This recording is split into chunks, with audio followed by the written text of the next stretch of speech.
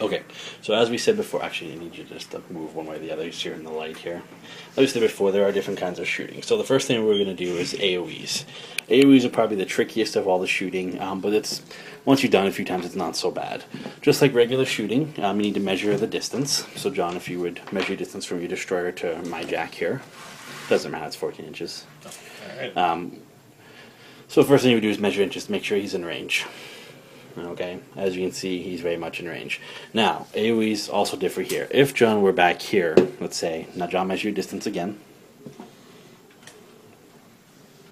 The unique thing about AoEs is that even though you would be out of range, you would usually automatically miss, an AoE will do something called deviation. So we put usually a little marker of some sort down there. That's where technically his AoE landed. Okay. The next thing you do is you take out your template here. This is why these are important. And you can see it has a target with that big long line. You're going to point that at the target as best you can in a straight line from the target that's shot to the target that's being hit. You're going to center it roughly as best you can over the marker.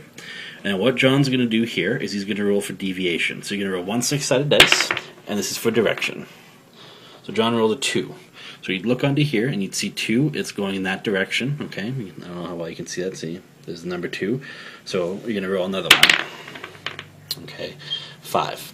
So in this case, the second dice is representing the inches and how far it's going to move. So John would measure from the center, roughly 5 inches to here. So just for the sake, it's going to go here. Now, the other thing to keep in mind is this can damage your own models. Okay. The other thing to know is, it moves here. Anything underneath that 4-inch AoE again would be hit by this. It's not a direct hit, and that will matter in a second. I'll show you why. So, but for this instance, we're going to say that he was in range, and that he did, in fact, he hit, we're going to say, and he's hit right on the jack. So he center that over the jack, anywhere's good, and we're just going to say it hit. So in this case, it's pretty simple. It's getting 2 models. So it's getting Krios and a jack.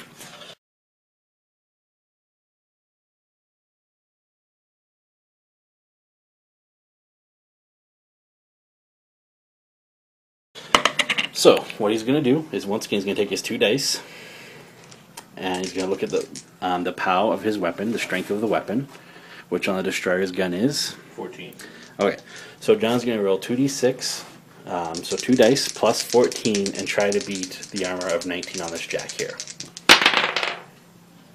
John rolled a 4 and a 3, so 7 plus 14 is 21. He's going to do 2 more points of damage to the jack again, and he would roll again for where the damage goes. What is 5? It's a 5. So I would go over to my card here, which I've already shown you, and I would mark 2 points of damage to the number 5 column. Okay. Now, the next thing is the jack took a direct hit, but the Warcaster did not. He's going to get what's called blast damage. Blast damage, generally, most often than not, is half of the strength of the weapon. So John's strength was 14. So blast damage on any model that was hit by this would be 7. Okay. 7 plus, once you need to roll 2d6.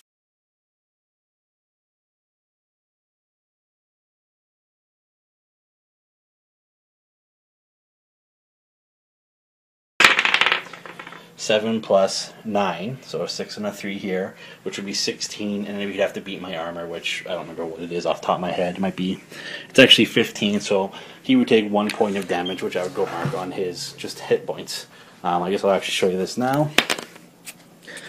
You see the Warcasters don't have a grid, they just have this little line, so I would just mark 2 points of damage. You can go either way, it doesn't really matter, and he has taken 2 points of damage.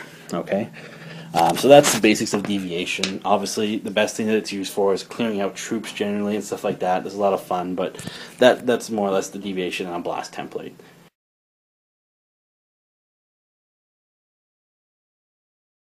The other thing we're going to look at really quick here is the flamethrower template. So these can be very potent, especially in the newer rules. So my little jack here has a flamethrower, okay? The flamer will say, when you look at this card, it'll say SP and then a number. That SP means a spray template, which is this, okay? And then it'll have that number, and so if it says 8, 6, 8, or 10, obviously you're just going to measure. This goes up to 10 inches here.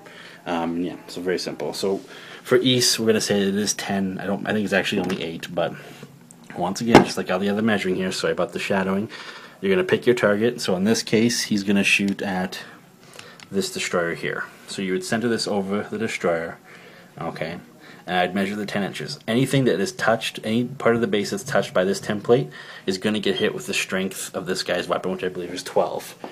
So that's the difference here. So this one does not cause blast damage. I rolled a hit, everything. So in this case, I have a rat of, I'm going to say 4, I believe is what it is. John, what's the defense on a destroyer? 10. So John has a defense of 10. So I have to roll a 6 or better, because 6 plus 4 equals 10. So I need 6 or better on 2 dice to hit the jack.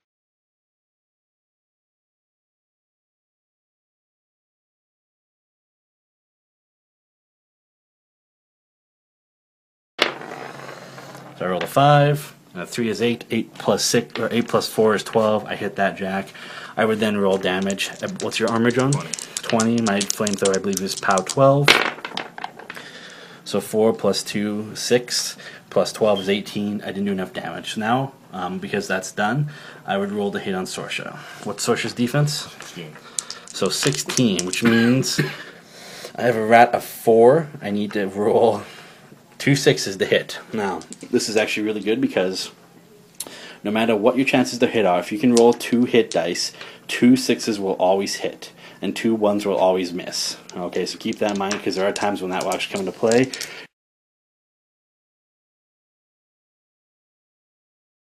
In this case, I need a 12 or better, so I need 2 6s to hit Sorsha. I rolled 2 3s, does nothing. And then once again, I would roll on the jack, and if I hit the jack, I could roll damage. So that's the basic of the flame template. Like I said, the difference between the flamer and the blast one is the blast, if things hit underneath the blast are automatically hit, you don't have to roll the hit, but the damage is halved. Things with the flamer, you have to roll the hit each model under the template, but everything hit takes the full strength of whatever that attack is. So those are the basics of the shooting a phase. Next we'll come back with the melee.